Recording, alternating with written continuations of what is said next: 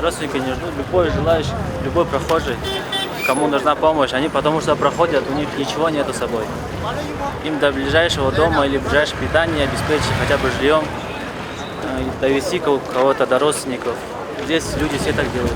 Потому что там не обсуждают, ты женщина или ты ребенок, или ты там старик. Всех подряд убивают, бьют подряд.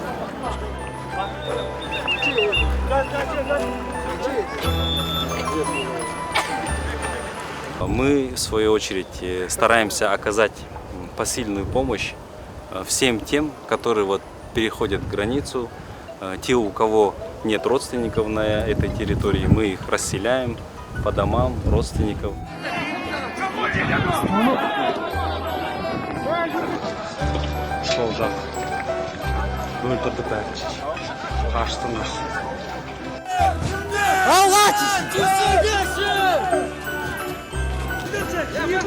Я вон все